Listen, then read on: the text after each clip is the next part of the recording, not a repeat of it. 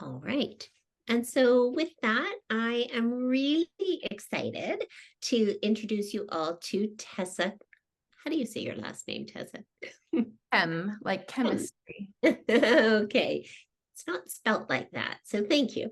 So Tessa Cam. And our connection is kind of a serendipitous one. She was working as a clinical counselor for the Parkinson's Society of BC, and I work very closely with the society.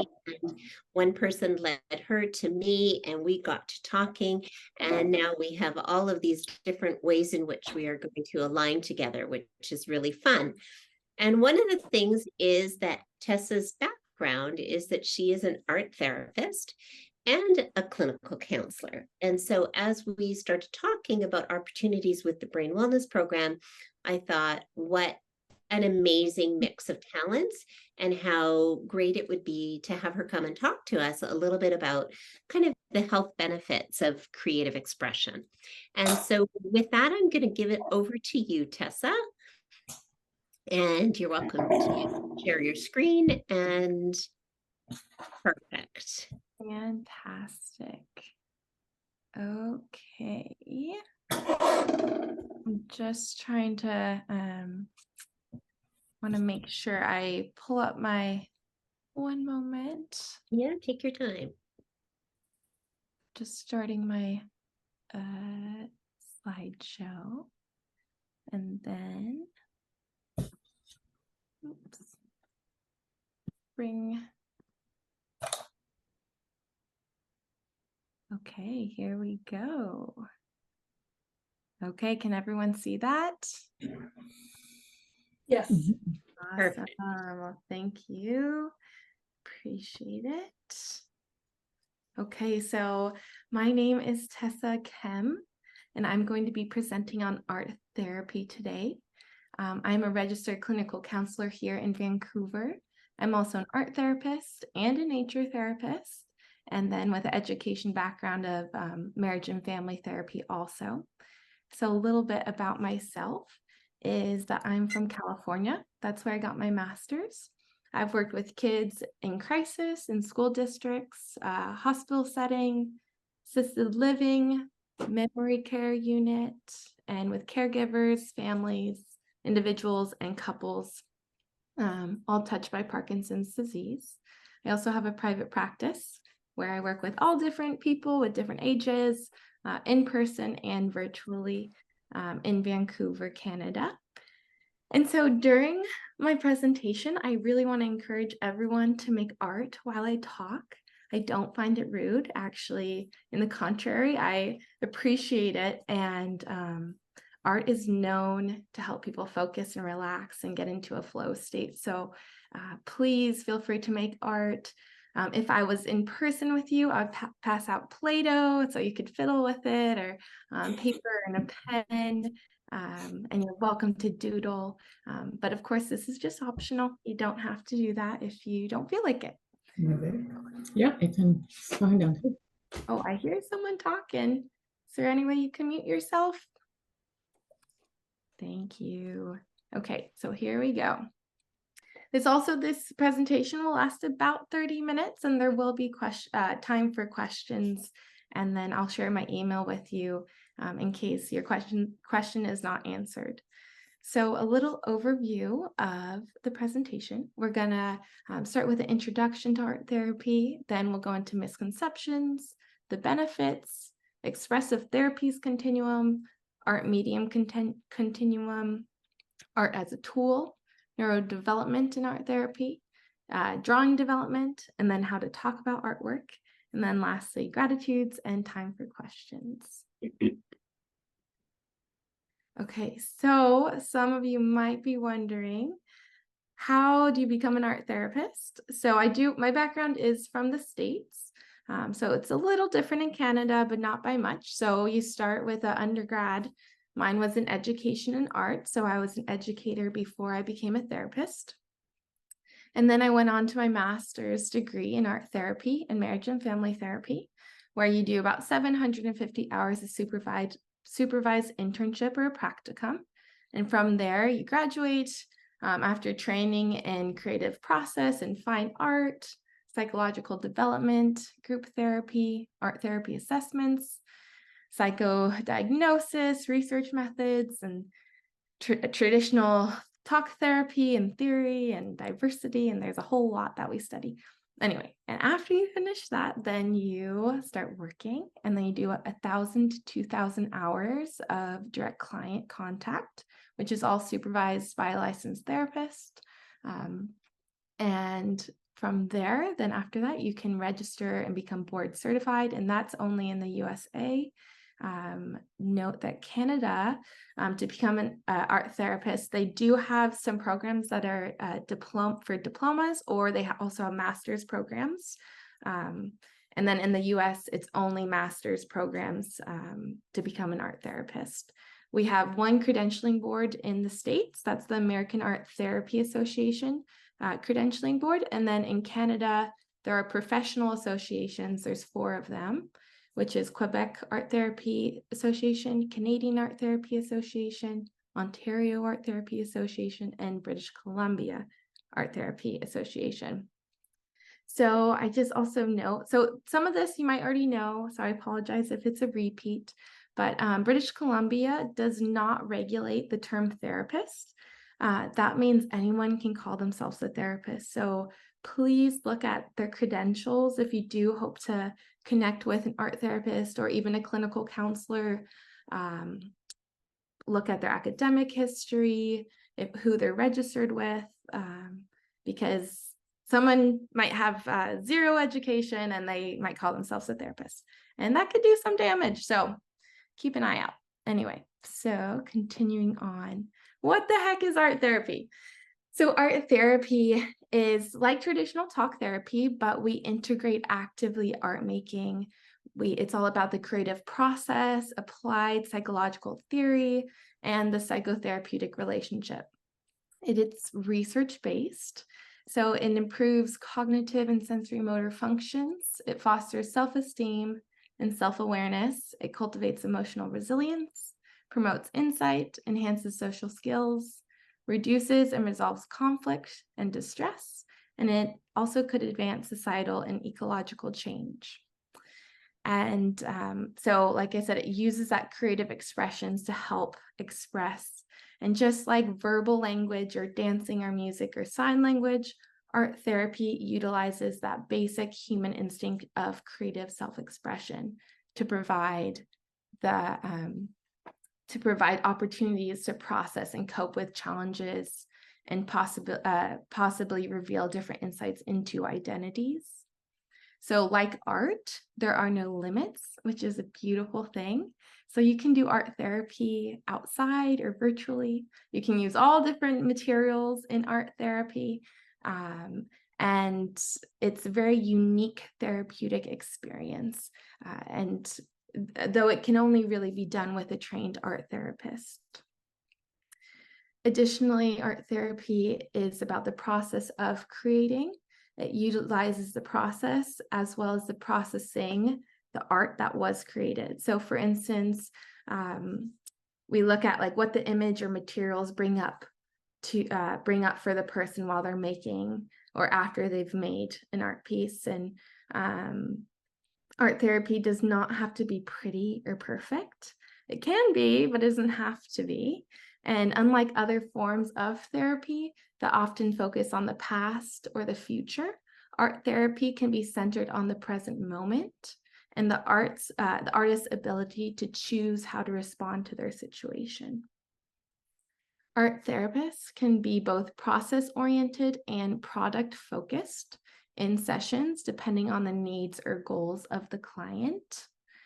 And then lastly, art therapy comes from a bottom-up approach, which is different than traditional therapy, talk therapy, because we really believe like the body holds experiences just like the brain. So if we tap into the body, then the brain can maybe start functioning differently, or the body holds these experiences, so it makes sense to have that somatic experience in therapy too. And so creating art can draw one out of their own head, which gives space for the physical expression and the healing within the body and within the brain to happen. Art therapy taps into creativity and fear, imagination, memory, soul, and story, and lots of unknowns. And it's a pretty beautiful, cool thing to do. So art therapy can be, it could create a link and the missing liminal piece. So it closes that loop of experience, allowing for closure. Making art asks individuals to respond to their experiences and environment. And this potentially could lead to different understandings and the ability to synthesize events, hard situations in life. So some common misconceptions of art therapy. Art therapy is not just for kids or older adults. It's for everyone. Life is really hard sometimes and it can be chaotic. So it's a great way to process, especially if you're a visual processor, or like it's a way to express outwardly instead of holding it inside. You do not need any art experience to do art therapy. And art therapists do not interpret themes, symbols, metaphors, or patterns in art. So you may have seen TV shows where like an art therapist comes out with police officers and some person did a drawing with red, and then the therapist is like, red, it means blood, or oh, it means they're angry. So that is not the case. That's not real life. That's just TV. And how they portray art therapists. So please know that's not the case. We really believe the artist knows best, and we really come from a place of curiosity. So art therapy is different than therapeutic art. That's also a misconception. They are similar, but they're different. So therapeutic art is calming. It can help communication and expression. And then art therapy is all of that, plus the intentionality using materials. It's also, we build treatment plans with art, interventions using art therapy, knowledge and theory. We also build rapport and joining. It's with an art therapist. This is all to address emotional, relational, and psychological injuries that may occur. So making art is this uniquely human act of creating meaning out of formless materials. So both therapeutic art and art therapy can be a powerful vehicle for rebuilding a person's sense of well-being. So they are both wonderful. They're just different. So as a therapist, this applies to therapists and art therapists. Quite often you'll see symptoms. So that's the top of the tree in this image. Some symptoms people might experience are depression or aggression, self-harming behaviors, or lack of motivation, anxiety. So when you go to therapy, the therapist tries to, make those symptoms go down, but also look at maybe the root of the symptoms. So that could be trauma, discrimination, abuse, learning challenges, and so on. Those injuries, the emotional, relational injuries. Art therapy offers expressive outlets and a pathway to self-organize and make meaning of those life experiences. It can help with all the chaos within, and sometimes words fail, and it's easier to just express yourself through art than trying to describe it or explain it. Creative artwork with a skilled art therapist can also help a person describe their pain. It could gain insights, help them relax, and find techniques for coping with those symptoms or experiences. So I figured I'd write it out bluntly for you. The benefits of art therapy. Art therapy diminishes the potential traumatic effects of situations or treatments that someone might have. It helps by integrating their experience and helps them be grounded and be in the present moment, which can help mindfulness. Art therapy also promotes distraction. It increases normalization. It builds a sense of control of environment. helps gain a sense of mastery, a sense of empowerment, can promote agency and autonomy, provides relaxation, and it's a creative way to process new things that come up in life. Art therapy is also a physical movement, so making art can increase mobility and can release energy or anxiety that builds up, and that could lead to symptom relief. And then art therapy also helps with building self-esteem, self-acceptance, confidence, and self-worth. It has been found to be especially useful for people with chronic illness to help them process difficult or complex thoughts and feelings about their experiences and conditions.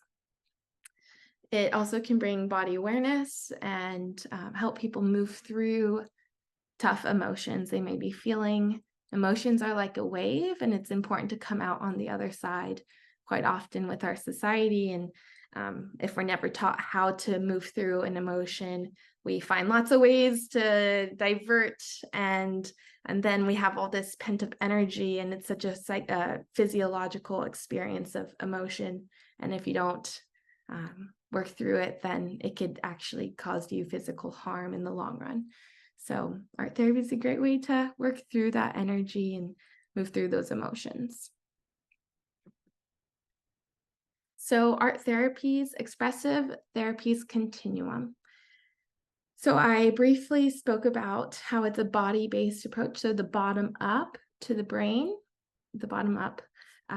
So from the body to the brain. So some therapists use this expressive therapies continuum approach. This has 4 different levels, working from the simple, the basic needs, to the complex, sophisticated processing, and then eventually integrating all of the levels together. So everyone has the need to fulfill basic pre-verbal processing like rhythm and tactile and sensual and feeling things. So that's the bottom, that's the kinesthetic and sensory level. So for instance, the kinesthetic is movement. So sometimes people need to pound a piece of clay in order to fulfill that need. And then for sensory, maybe someone wants to feel the finger paints or smell the scented markers, and it's not focused on the outcome of the artwork, and that fulfills the person's need and can help them heal in whatever they might need healing for. And then as people progress, then you can move up to the perceptual affective level. And this may or may not include verbal thought processing during therapy. This focuses on the shift from experience alone to using the art medium to create an intentional, expressive, or self-satisfying final product. So you're using the material for a purpose and perceiving the material, so perceptual. And now it gets a little more cognitive and complex as you move up to the symbolic level and the cognitive level. And now you are processing information in a sophisticated level in which the individual consciously and strategically plans prior to creating their artwork. And this can really be self-satisfying for the final product. And then lastly, there's the creative level. And this is the synthesis of all the 3 levels.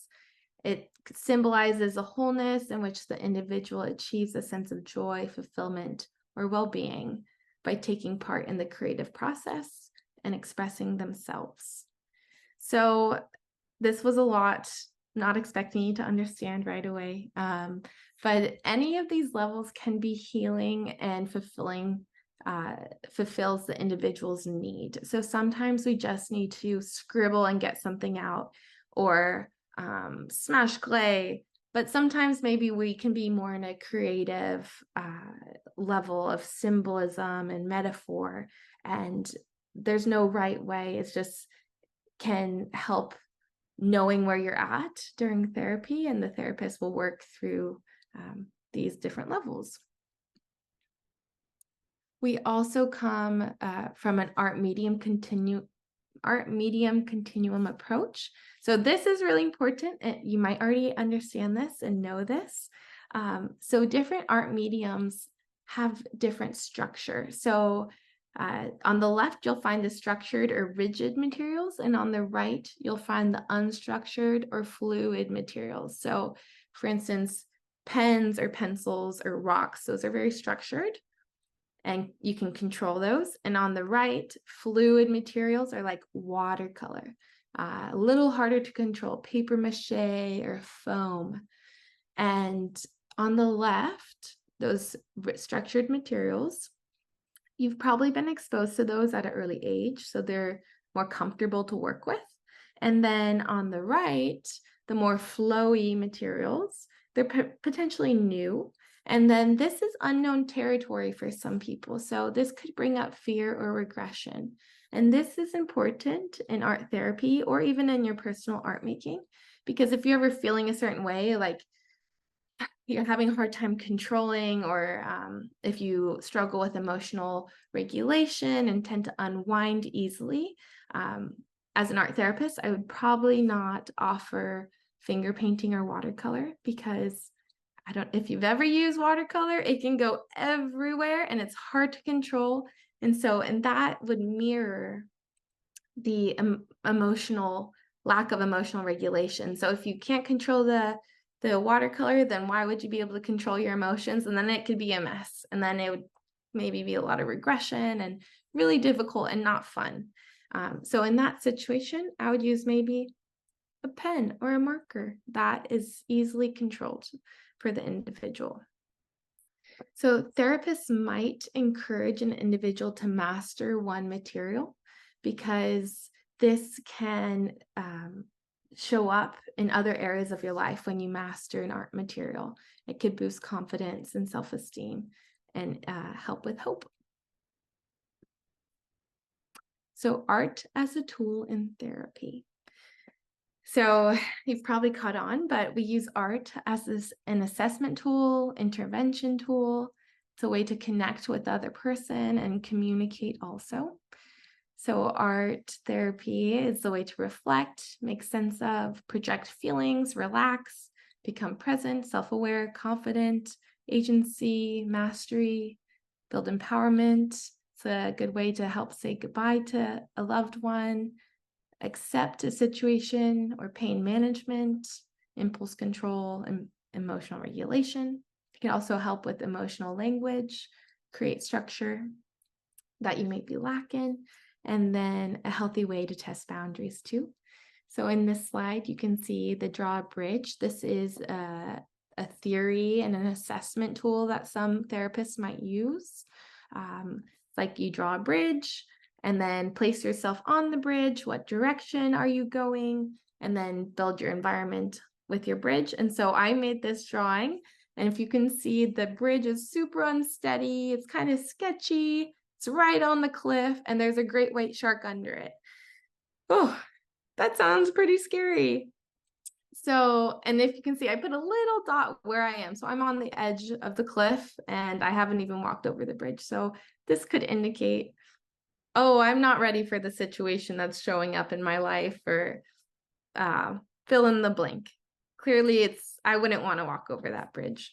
And that can be helpful to work through and talk about. And then on the top right, you'll find a wheel of emotions. And this is just art as a tool. So the art making was the process, and then using this as a tool, the body, the mind, body, and spirit, or the heart. And then sometimes we're not all aligned within ourselves. And so sometimes our body's feeling tired and our heart is feeling happy or in panic, or fill in the blank. And this could be a cool way of getting to know yourself too, having the emotional language and noticing yourself and your body. This is a lot of words on the screen, but we're not going to get into everything. But the neurodevelopment and art therapy, they are interconnected and they can help to understand both of them. So we use the expressive therapies continuum. So say the area of the brain that might be struggling, or if you have damage, you get a brain injury and your brainstem is damaged. So the general function of the brainstem affects focus, attunement to others, stress response. And that would indicate to me that they might be in the kinesthetic or sensory level, which is that body, the bottom level of the ETC. And then as an art therapist, an intervention that they could use is sensory materials or textures to elicit growth in that focus function and then help with the brainstem. And then same here, if the limbic system is affected by a potential disease or who knows, that affects the pleasure or relationships, and then that person might be in their perceptual affective level. And then maybe an intervention we could do is masks or puppets for projecting and relationship play, and that can be helpful. But every person is very different, and so these are just tip of the iceberg introductions to art therapy and what it could be. So additionally, drawing development is helpful for art therapists to kind of notice. And this is not just in children. So quite often there's things that impact our drawing stages as we grow up, like not having art class or trauma or abuse, or maybe your fine motor skills are affected because of brain function or disease. And it's important to notice, like, oh, did I move in my development? Did I go from like very obvious being able to draw a person to only being able to scribble now? And that could be pretty important in therapy, and noticing that gives insight.